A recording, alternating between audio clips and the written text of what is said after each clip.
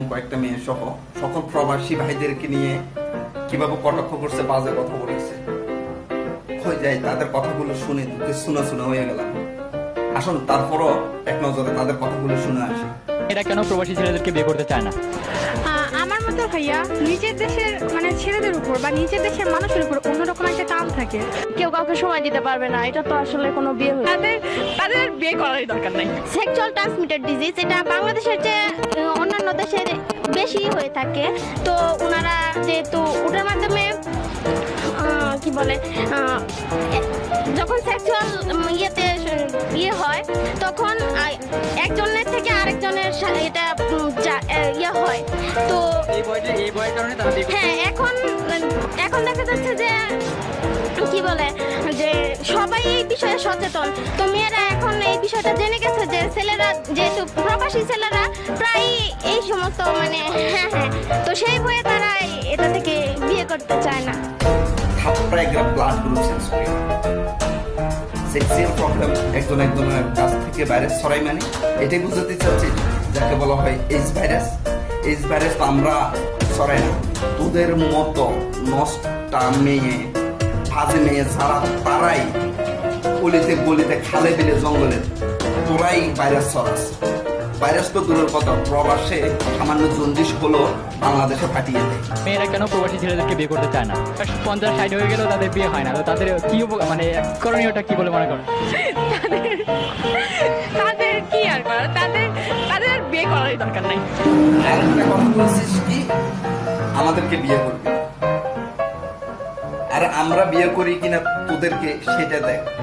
তোদের মতো নষ্টা নিয়ে ভাজে মেয়েদেরকে প্রবাসী ছেলেরা কখনো বিয়ে করবে না।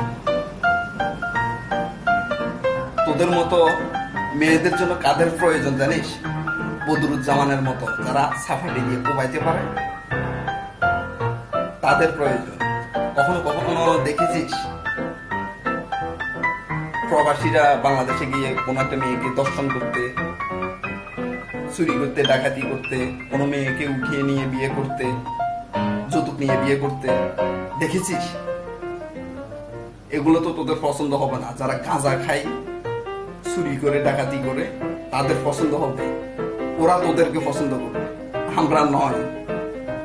এখনো সময় আছে, শুধরিয়ে যা। আর না হয় সকল প্রবাসী ভাইদেরকে সরি বল, নিজেকে অনুতপ্ত হয়ে সরি বলে দে। আপনি কি করবেন যদি একটা বিদেশি ছেলে আপনাকে প্রপোজ করে, তো আপনি কি বিয়ে করবেন তাকে? আসলে এটা বলা personal question, no personal question please বলে মনে হয়? হ্যাঁ, এই একটা বিষয় এই যুগে যেটা এখন চলছে আর হচ্ছে যেটা। তো বন্ধুরা, সকল প্রবাসী সকল বাংলাদেশি ভাইদেরকে বলবো, প্লিজ ভিডিওটা সবাই শেয়ার করবেন, যে যেভাবে পারেন ওইভাবে প্রতিবাদ করবেন।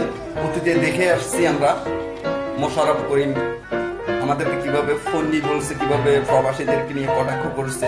আমরা কিছু বলে নেই, প্রতিবাদ করে নেই, কারণ মোশাররফ করিমকে আমরা 99% প্রবাসীরা অনেক ভালোবাসি, অনেক লাইক করি। দেখেন, প্রতিবাদ না করাতে দিন দিন আমাদেরকে নিয়ে কিভাবে বাজে বাবা কথা বলে, কিভাবে কটাক্ষ করে। আসুন আমরা সকল প্রবাসীরা যে যে কান্ট্রিতে থাকি না কেন একত্রিত হয়ে প্রতিবাদ করি। যেমন একটা রাজনৈতিক দল অন্য রাজনৈতিক দলকে, একটা লোককে যদি কেউ আঘাত করে সবাই চাপিয়ে পড়ে। তো আসুন আমরা যে যে কান্ট্রিতে থাকি না কেন সবাই একত্রিত হয়ে প্রতিবাদ করি। নেক্সট টাইম যেন কারো সাহস না হয় আমাদেরকে নিয়ে এইভাবে কটাক্ষ করে। ধন্যবাদ। আসসালামু আলাইকুম রহমতুল্লাহ। ধন্যবাদ জানাই R97 ফেসবুক পেজের প্রতিটা মেম্বারকে। আসুন সবাই ভিডিওটা শেয়ার করি।